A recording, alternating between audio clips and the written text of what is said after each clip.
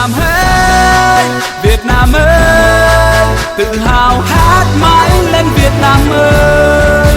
Việt Nam ơi, Việt Nam ơi, tự hào hát mãi lên Việt Nam ơi.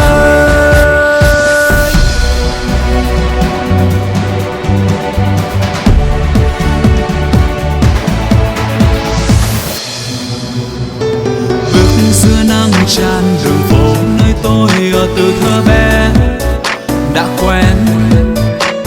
Giữa đất nước này niềm tin luôn căng tràn, đừng lo lắng, cười lên. Và gió qua tàn cây, hòa trong tiếng trẻ thơ đùa vui cười. Và nắng trên lá reo, ngày xanh tươi sáng Việt Nam ơi. Từ nơi đồng xanh thơm hương lúa về nơi nhà cao xe sang phố, hòa một niềm tin reo ca êu ế. Từ nơi đảo xa mênh mông sóng về nơi đồi cao bay mây trắng, một vòng tay nối trọn Việt Nam.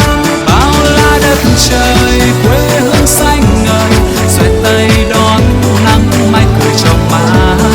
Bao nhiêu con người chung tay xây đời niềm tin đời một Việt Nam sáng tươi. Việt Nam ơi, Việt Nam ơi, tự hào hát mãi lên Việt Nam ơi. Việt Nam ơi, Việt Nam ơi, tự hào hát mãi lên Việt Nam ơi.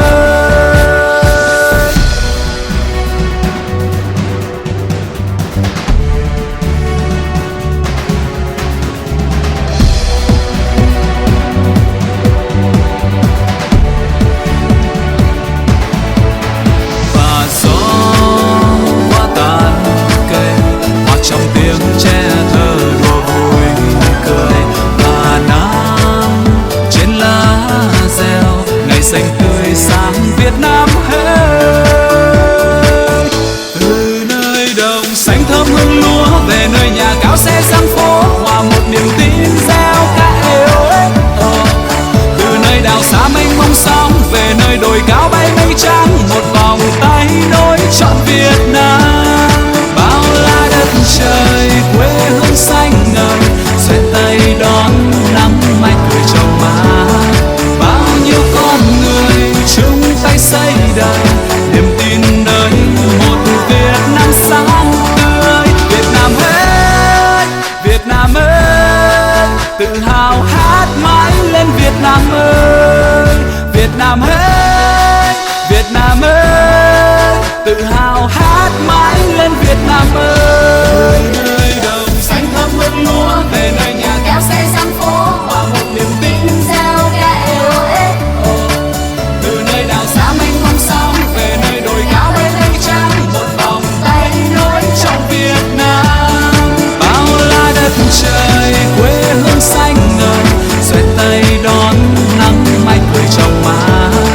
Bao nhiêu con người chung tay xây đời niềm tin đời một Việt Nam sáng tươi. Việt Nam ơi, Việt Nam ơi, tự hào hát mãi lên Việt Nam ơi.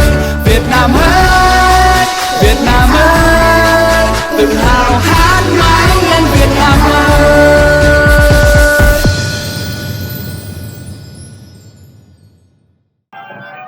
Cảm ơn các bạn đã xem video. Để ủng hộ cho mình, các bạn hãy ấn like và đừng quên ấn nút đăng ký và ấn bật chuông để nhận những thông báo cho video mới nhất của mình. Cảm ơn các bạn.